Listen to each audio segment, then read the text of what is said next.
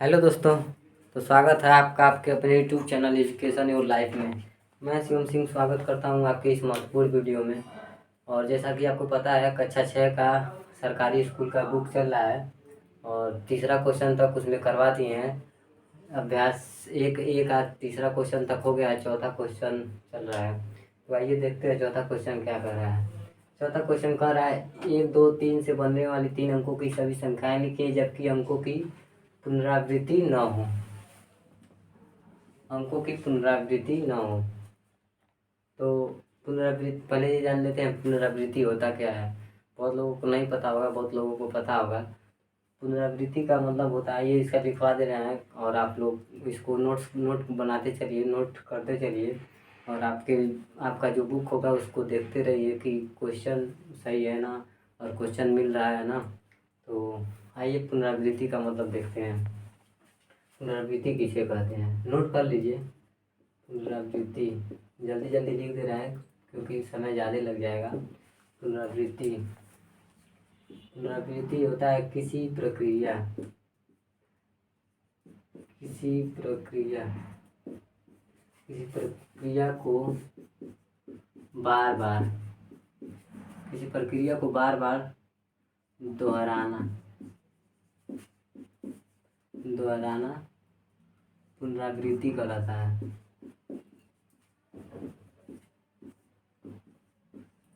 कहलाता है। तो स्टार्ट करके आप नोट कर लीजिए या स्क्रीनशॉट ले लीजिए।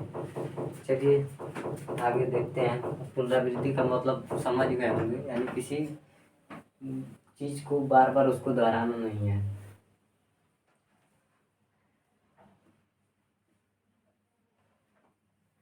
ये 1, 2, 3 से बनने वाली संख्याओं को लिखना है ना।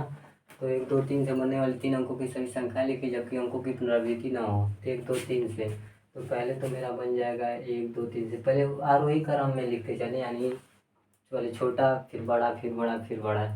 देखते हैं कितना बनता है। 1, 2, 3 से कितना संख्या बनता है। तो 1 तो 123 बन गया। दूसरा क्या बनेगा, 132 बनेगा। 132 बनेगा। ये तीन तीन अंकों को मिलकर कितनी संख्याएं बनेंगी, 3 अंकों को मिलकर। तो 132 एक बन गया। और एक अब ये तो 1 से शुरू किए तो ये तो 2 को बन गया। अब 2 को लेते हैं, अब 2 से शुरू करते हैं। तो 2 से बनेगा 231। 231 एक बन जाएगा। और 231 एक बन जाएगा और 231 बन जाएगा और एक 213 बन जाएगा। 213 बन जाएगा। 213 बन जाएगा। फिर और नहीं बनेगा। फिर तीसरा, क्योंकि पुनरावृत्ति नहीं, मतलब एक अंक को दोबारा नहीं लिखना है। तो तीसरा देखते हैं, 3 से अब शुरू करते हैं। तो एक बन जाएगा 312। 312 बन जाएगा। क्योंकि ये आरोही क्रम में नहीं हुआ है, ये पहले रहेगा ये बाद में रहेगा। चलिए कर ही देते हैं।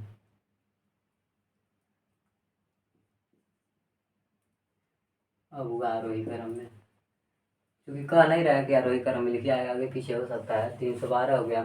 फिर 321 हो जाएगा। फिर 321 हो जाएगा। ठीक है, तो हो गया। और कितने बच्चे क्या करते हैं, एग्जाम आता है तो इस चीज़ को रटने लगते हैं। सोचते हैं रट लेंगे और एग्जाम में लिख लेंगे, लेकिन मैथ ऐसी सब्जेक्ट है जिसे रटना नहीं है, समझना है। और ऐसा तो कुछ है नहीं जो नहीं समझ में आएगा। तो चलिए हो गया ये। और अब 5वां क्वेश्चन देखते हैं। 5वां क्वेश्चन क्या कर रहा है। 5वां क्वेश्चन भी इसी तरह का है, एकदम सेम इसी तरह का है। 0, 3, 5 से बनने वाले 3 अंकों की सभी संख्याएं लिखिए जबकि अंकों की पुनरावृत्ति न हो। 0, 3, 5 क्वेश्चन आप लोग लिख लीजिएगा और मैं सीधे आंसर कर दे रहा हूँ। ये 5वां का है, एकदम सेम ऐसे ही कर रहा है, एकदम सेम है ये। 0, 3, 5 बस से डिजिट चेंज किया है। 0, 3, 5 से बनने वाली 3 अंकों की सभी संख्याएं लिखिए जबकि अंकों की पुनरावृत्ति न हो। सेम यही है। तो 0, 3, 5 से क्या क्या बनेगा, आइए देखते हैं। 0, 3, 5 से तो पहले 0 को उठाएंगे। तो 0 को उठाएंगे ऐसे 0, 3, 5।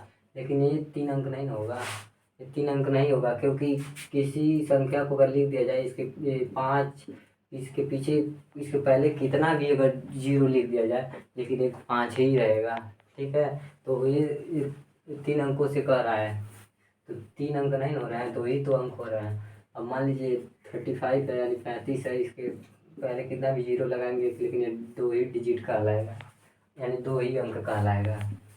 तो 035 को गलत माना जाएगा, और इसलिए देखते हैं तो क्या हो जाएगा 035, तो यानी अब लिख सकते हैं 305 हो जाएगा, 3 अंकों को लेगा। लेकिन अंक तो 0 भी एक अंक है, ऐसा नहीं है कि 0 अंक नहीं है, इसलिए 305 होगा। लेकिन 0 किसी संख्या के पहले नहीं रहना चाहिए, उसके पहले लगाने से कोई फर्क नहीं पड़ता है। और इस सब चीज़ों को मैं क्लियर करूँगा, एक बेसिक सेपरेट वीडियो बनाऊँगा जिसमें इन सभी बातों को क्लियर करूँगा। चलिए फ़िलहाल अभी इसको देखते हैं। 305 हो गया, फिर 350 हो गया, 350 हो गया, फिर 350 अब नहीं होगा।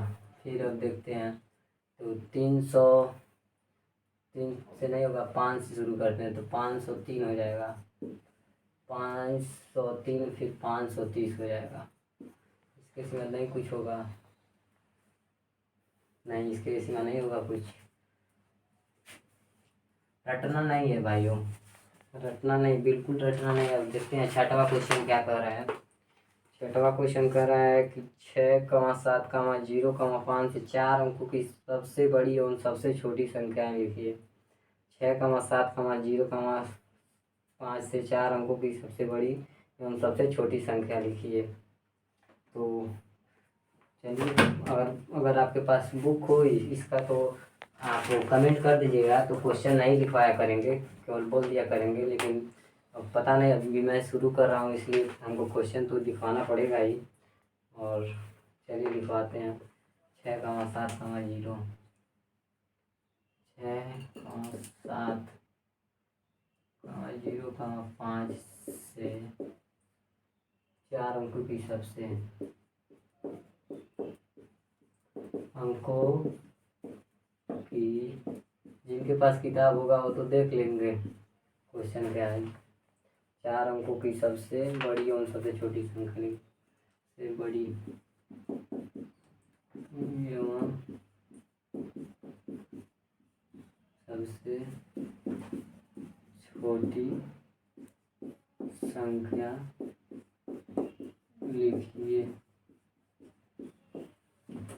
तो देखते हैं, तो हल लिखते हैं पहले 100 तो पहले बड़ी संख्या लिखते हैं, बड़ी संख्या उसके बाद छोटी संख्या, इस तरह से लिखेंगे। काफ़ी नोट्स बनाते रहिए दोस्तों। और बड़ी संख्या लिखते हैं तो इसमें सबसे बड़ी क्या होगी, तो पहले सबसे बड़ा अंक पहले लिख लेते हैं। तो इसमें सबसे बड़ा 7 है, उसके बाद फिर उससे छोटा 6 है, उससे छोटा 5 है, उससे छोटा 0 है, यानी हो जाएगा 7,650, 7,650 और छोटा में देखिए तो छोटा में 0, 5, 6, 7 ये तो गलत माना जाएगा, क्योंकि ये 4 अंक नहीं, 3 डिजिट माना जाएगा। क्योंकि हम आपको पहले ही बताए हैं कि किसी संख्या से पहले अगर 0 है तो उसका गणना नहीं किया जाता है, उसको नहीं माना जाता है। तो ये तो नहीं होगा, तो सबसे छोटा 5 है, उसका 0 है, 0 तो यानी छोटा तो है, 0 तो 5 से छोटा है, लेकिन तो 0 उसके पहले आ जाएगा, इसके नाते 5 के बाद 0 लिखा गया है। 5 0 फिर 6 7, ये रहा, छोटा और बड़ा हो गया। और ये वीडियो काफ़ी लंबा हो जाएगा, इसकी वजह से बस इतना ही। और फिर मिलते हैं नेक्स्ट वीडियो में, तब तक के लिए जय हिंद।